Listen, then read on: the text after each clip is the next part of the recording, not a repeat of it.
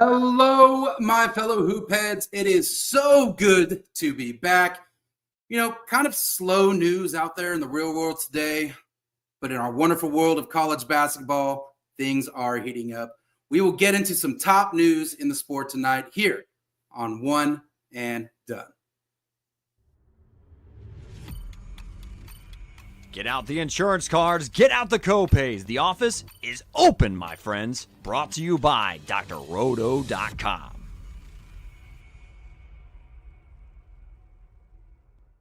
Hello and welcome to One and Done, your fast break for college basketball information powered by drroto.com. My name is Chris Napier, a.k.a. Napesy Hustle, a.k.a. CC Hustle now. You can find me on X at The Real Napier, where I will always give you that follow back. But y'all aren't here to see me or hear me jabber on. We have the captain on board tonight to talk about college hoops, news, and notes. Find him on X at MCHolland34.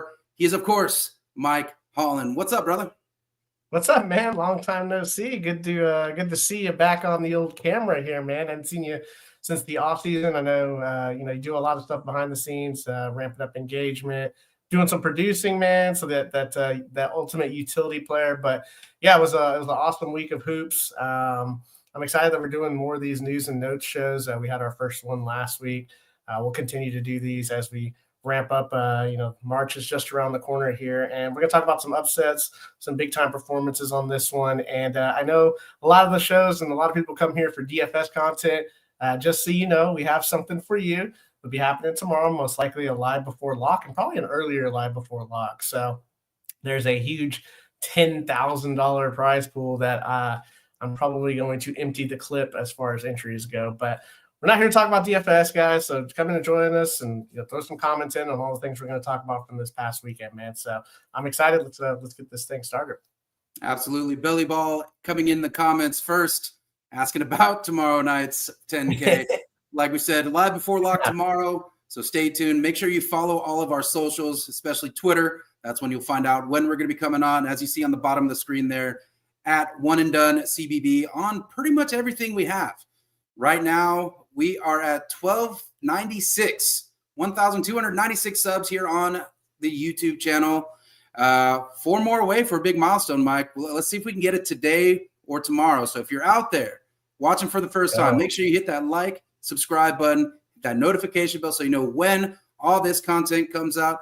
Not just DFS. We're doing news and notes shows. We're doing mid-season grades we just did. We're mid-major shows. We're talking about everything out there. So make sure you get out there, hit those like and subscribe buttons. And, you said I'm the utility player here. It just made me think, put me in, coach. I'm ready whenever. I'll do whatever we need to do to get us energy, man. That's what we need. Off the bench, 6 man. Well, let's jump into this. Speaking of energy, there's a lot of big energy going on out there in the college basketball world, with a pair of potential 1 seeds getting upset as West Virginia shocks the Cyclones and Vanderbilt holds off Tennessee. We, like you said, we just did our first news and notes show segment asking who the best team in the country was now that there were no undefeated teams.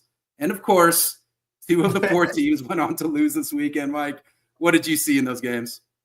Yeah, that's what always happens, especially in the sport. You get to mid-January and, you start to see even more chaos, the court stormings and such. But, yeah, I mean, starting with Iowa State, man, like you're finding out life is pretty tough out in Morgantown. They lost 64-57.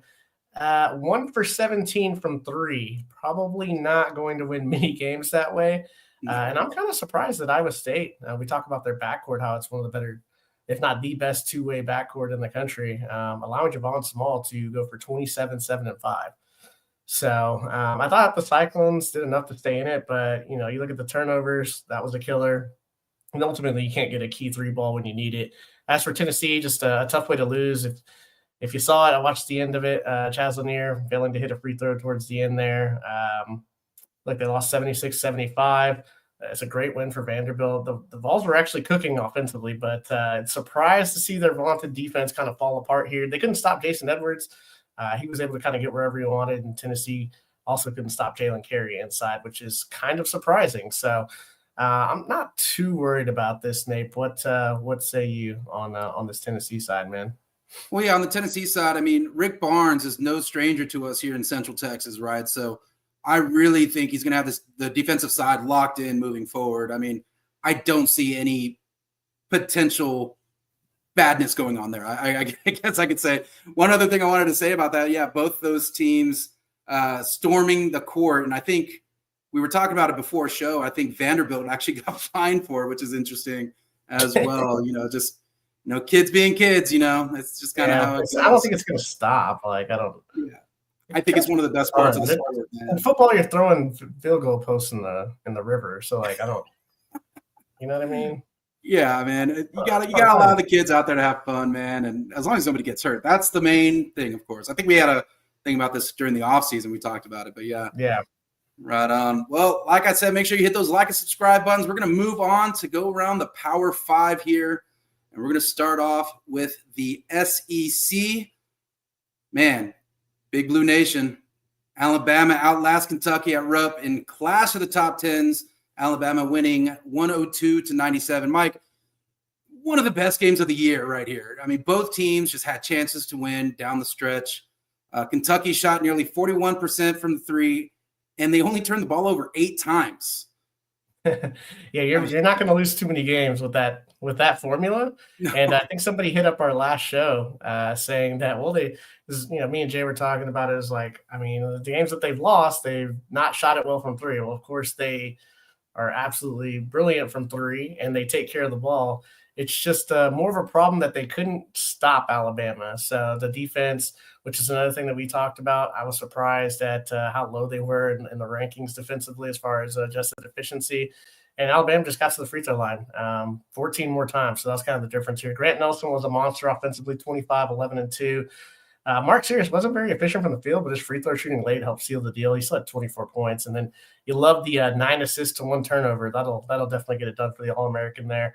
And then, for our Kentucky faithful out there, just couldn't never seem to kind of get over the final hump down the stretch there. I mean, Otega Oweh continues to be amazing, 21, 6, and 3. And Mario Williams and Lamont Butler did their thing. So just one of those things that I think Kentucky's got to figure out what they want to do with Andrew Carr. Like, he's playing through a bad back. He was out there for 18 minutes. This year he's shooting a career worst 28% from three. Like, that's what his job is. He's a floor spacer. So I'm not sure if they want to sit him down and try to get him some rest, maybe go with Almanor, who's shooting 39% from three and looks really good for longer stretches. So I don't know. Kentucky fans out there, Belly Ball, UK fan, our D is so bad we have to hit an insane amount of threes to beat really good teams. Yeah, it's shocking, man. Like, you think of Mario Williams, CAA Defensive Player of the Year, I think 3 times in that conference. Lamont Butler, Mountain West Defensive Player of the Year. Otega Oweh is known for his defense. Like, it doesn't feel like they should be this bad on defense. So kind of disappointing there, Belly Ball. And any other Kentucky fans, if you're out there, let me know what you thought about Alabama dropping 102. That was obviously Alabama could get up and down with the best of them. But yeah, just kind of surprising to see. And it was a fun game to watch for sure. Absolutely. Fun game out there. I mean, that's just a taste of what we're going to see coming down, especially in these conference games. Just a lot of great things. Some other SEC notes to talk about here. Mississippi State and Ole Miss also provided us another one of the best games of the year here. Riley Kugel was able to come through in the final seconds of overtime to secure the 84-81 victory at home for Mississippi State. And then no Janai Broome, no problem for Auburn on the road against Georgia, with star freshman guard Tahad Pettiford dropping 24 points in the 2-point road win. Get in those comments. Let us know what you think about that Alabama-Kentucky game. As Mike said, Belly Ball coming in. Auburn might still be the best team without Broome. Sounds crazy. It's still very good. I'd probably say Duke without Broome, but Auburn is in the conversation. Yeah, absolutely. Man. They're so good. Yeah, it's insane. Yeah, so make sure you get in those comments like Belly Ball, man. Let us know what you think on anything SEC or any of the Power 5 that we're going to be talking about. Moving on to the Big Ten. Purdue rolls past Oregon on the road in a key Big Ten showdown. I mean, this was the opposite of what we saw in Alabama, Kentucky, right? This was just a slugfest, and it just felt like a Big Ten football game, right? Yeah, it did, man. I mean, both teams shot under 25% from three. Braden Smith and TKR for Purdue, they were awesome down the stretch. I mean, Smith played every single minute, and I think that's what we're going to kind of continue to see, especially as we get into late February and into March. 15.7 assists, but he had 5 turnovers and only shot 5 for 15 from the field. So not efficient, but he got it done when it counted the most. And then TKR 23 and 11, just a big time double. He shot 7 of 20 from the field. So it doesn't matter if you get it done in crunch time, and that's exactly what they did. And in Oregon, the turnovers, 16, lack of shot creation kind of hurt them. Like Nate Biddle, having like this comeback player of the year type season. He's been hurt like for his entire career. 18.6 block shots, but everyone else seemed to struggle offensively. Shellstad, Bartholomew just didn't do anything, man. So it was just a complete opposite game environment than what we saw in that Alabama-Kentucky game. Yeah, absolutely. And talking about Oregon, man, they just feel like one of those teams that they have a wide range of outcomes, as we look at the big picture. I mean, they could be in the top 4 of the Big Ten, or they could just like completely fall off. They're just kind of right there, smack dab in the middle. Could go either way there. Some other Big Ten notes coming in. Michigan State remains undefeated and at the top of the Big Ten with a 2-point win over the Illini in Illinois. Michigan surviving overtime against the gritty Northwestern program.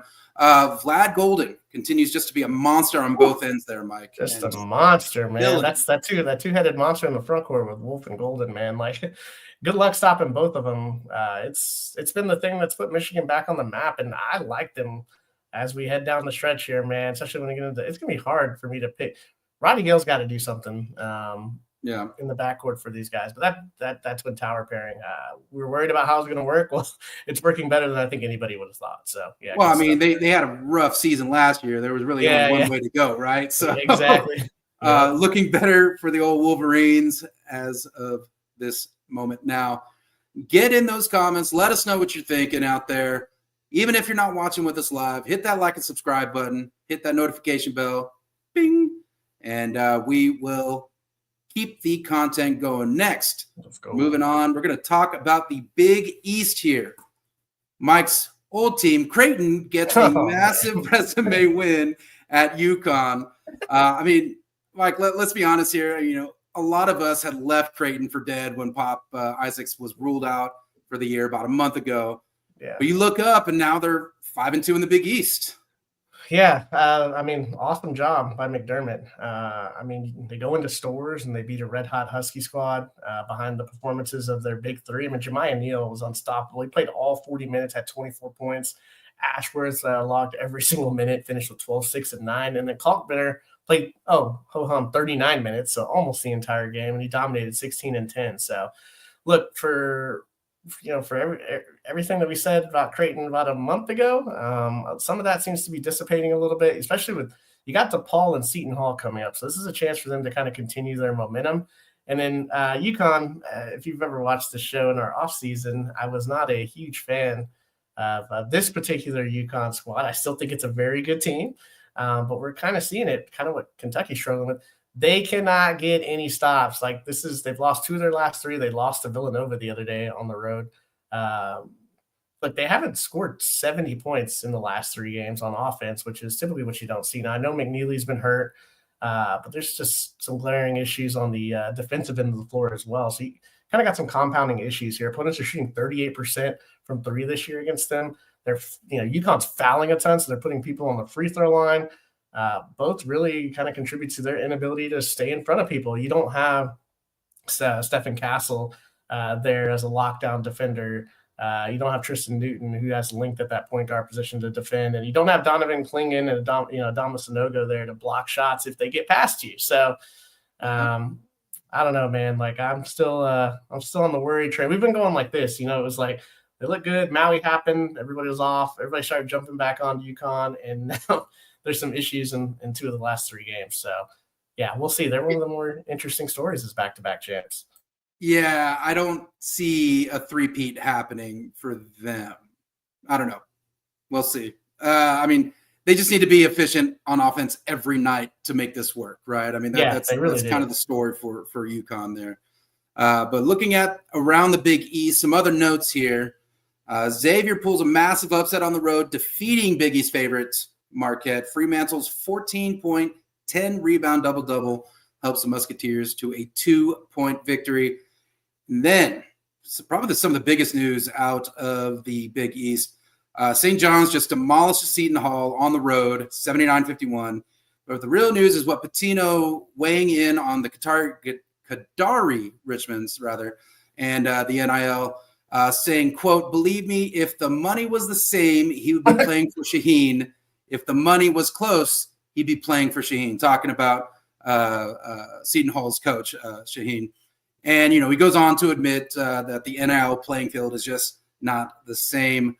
I mean, we've been beating that drum for years now. And it's the veil has been lifted to where you can see the haves and have-nots. Yeah, like you can, man. And cool for Pitino, just keeping it real, right? Yeah. I mean, it's just one of those things, man. It kind of is what it is. Until Seton Hall kind of figures out how to get some more money pumped in there, and that. I mean, look, if I have a kid going to college, I want to find the best deal for him. I don't know, man. It's tough because also you want to teach, you want to teach values and but it's get what you're worth. Some of these guys aren't going to the NBA. There's only 30 teams with 12, 15 players on each team. If you can get $1 million, Osamore's making $2 million, Coleman Hawkins making $2 million. I don't know, man. Go out and get it because I don't know if those guys are going to be playing in the NBA really. So if you're a really good player in college, I mean, go out and get it, man. It just sucks that we're seeing some of these coaches really struggling with the adjustments of this. We're seeing coaches retire too. Yeah, Billy Ball, nice to hear, Coach B. Yeah, absolutely. Telling it like it is, man. 100%, man. And you're not going to see this type of money either in the G League or any of the other potential seriously. pro spots out there. So this is basically the other pro sport. Yeah, and it feels they got to go out there and make their money. And Pitino even said at the beginning of that question, he's like, listen, anybody in this room, any player out there would have done the same thing. Exactly. As Richmond. So exactly. I mean, there's no doubt in anybody's mind, but everybody wants to sit on that high horse sometimes. So he's just, speaking it like it is, which is awesome. You don't really see that anymore. Like Billy Ball said, nice to hear Coach B tell it like it is for sure. Right on. Well, thanks for the comments in there. Let's go ahead and move in to the ACC. North Carolina falls apart at home to Stanford. Stanford went from California all the way, what is that, 2,500 miles over there to North Carolina. And, it's not time to panic completely just yet, but it was a terrible performance. I mean, to be honest, I really don't know how they lost this game, Mike. Yeah, dude, it's so bad. It wasn't even we've been talking about UNC defense. It wasn't even on the defensive end. It felt like they played well enough. They just didn't make any threes. They shot 28% from three. I do and what's I'm holding on to hope for North Carolina here because they're going through some changes. So it's not like if they had gone with this lineup with the 2 5-star high schoolers and Jackson and Powell in the starting lineup from the very beginning, instead of trying to put that small backcourt three guard with Trimble and Davis and Cadeau, it wasn't working defensively. You just left your bigs exposed. With Jackson and Powell in the starting lineup, man, it's giving you more size on both ends of the floor. It's allowing Trimble to come off the bench and give you some pop from the guard position. So I can't really knock Coach Davis here. He's making adjustments, so I'm willing to give it 3, 4, 5 more games here.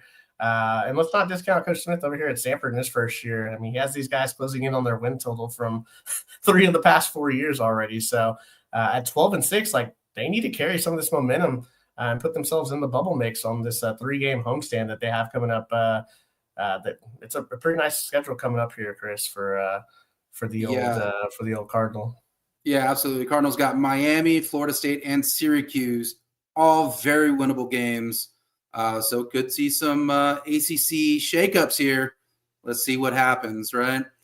Some other notes in the ACC. Louisville continues to roll with a 14-point win over Virginia. Rainsmith just drops another 4 threes and James Scott double-doubles to move the Cardinals to a win streak to 8. And then we got Wake Forest and SMU pick up road wins to keep pace as well. Both teams quietly remaining in that ACC hunt. Let us know in the comments. What are your thoughts on the Tar Heels going forward? Are they going to make a deep run come March? Or even in the ACC tournament? What are you guys thinking out there? Let us know in the comments. Even if you're not here with us live, we will reply to all your comments coming through. We love the engagement. Absolutely. And while you're in there, make sure you like, subscribe, hit the notification bell. You know the spiel. We say it all the time, but just want to remind you. Just in case you forgot. Just in case you forgot. I know you guys get tired of hearing it, but I'm going to tell you anyways. Moving on to the Big 12. You know, Mike, don't look now, but Houston sits atop the Big 12 after a last-second layup from Juwan Roberts on the road at UCF. You know, everybody's already forgotten about that 4-3 start for the Cougars, right? Now they've racked up 10 straight here. Yeah, I mean, I don't know that we were worried. It was just kind of interesting, right? The teams they lost to are no slouches, but you're sporting the number one defense. Like, the program is just on a heater right now from a perspective of just getting it done and picking themselves up even when they stumble a little bit. And don't look now, when you pair the number one defense with a team that is third in the country in 3-point percentage, like that is a recipe for winning it all. It's scary. Yeah. I mean, the 3-ball wasn't there in this particular matchup, but the thing is, when they're not hitting their shots, unlike some of these teams that we've talked about, they can still lock you down defensively and win in a slugfest. So that's what makes it really hard. You have to almost beat them twice. You have to obviously stop them from shooting the threes. And even if you do stop them from shooting threes, they're going to clamp you down. And you got to figure out how to get some offense. So, 3-ball wasn't there, but look, you had Roberts and Francis beating people up inside. I mean, Roberts, 21 points, 9 boards. Francis off the bench, 16 points, 10 boards. These guys did all their work in the paint. This is a tough one to drop for UCF from a resume standpoint. They're now sitting at 3-3 in Big 12 play. They have plenty of quality opportunities. Big 12 SEC, you're going to have quality opportunities basically every game. So Coach Dawkins and his staff, they got to find a way to stop the bleeding defensively. They're ranked dead last in Big 12 play in defensive efficiency. So look, it's starting to get to be go time here, Nate, for some of these teams that are trying to get within striking distance of the bubble. So because we're probably going to have at least a couple of bid stealers, and you don't want to be sitting there firmly on the bubble when those things happen in those conference tournaments to knock out some of these bubble teams. So yeah, man, Big 12 and SEC just a lot of fun to watch recently. Yeah, everybody who knows me knows I'm a big Arizona State fan, and so I've been talking, keeping an eye on the Big 12 here. We were talking earlier, it's like every game is a quad 1 or quad 2 game, mainly quad 1 games, right? Yeah. I mean, these are all tough games. Even the number one team in the Big 12 going on the road is going to be a dog. Like it's crazy. And I'm not looking forward for my Sun Devils to go against that Houston team. So, but looking at some other Big 12 notes here, I mean, Kansas bounces back to defeat Kansas State by 10. Hunter Dickinson has been under a lot of scrutiny lately, but he shows out with a big 25-8-3 line there. Also looking at Texas Tech pulling away from Arizona behind a huge game from JT Toppin, and those are the Big 12 notes there. Any final thoughts on your end, Mike, from any of these? Anything from other conferences that we really didn't even look at, or what you got? Yeah, I mean, it's two of the outside of the Power Five, man. If you have ESPN Plus, right, and we're not gonna have there's not a lot of football left. College is done tonight, and then NFL is done. Here in a couple of games left here. If you're not checking out the Big West and the Missouri Valley, those races are going to be. There's a lot of quality teams coming through those two mid-major conferences. So check those out. And then we're going to continue to see this. We're going to continue to see teams get gassed up. We're going to talk about them as potential 1, 2 seeds, and then they're going to get got on the road by somebody that you don't expect. This is just part of the landscape and part of how it is and what makes the sport fun. I'm absolutely looking forward to doing more shows like this. Obviously, we're going to bringing you guys a lot of content from all over the place as we gear up for the tournament coming up, man. So I'm excited. And we'll do this pretty soon.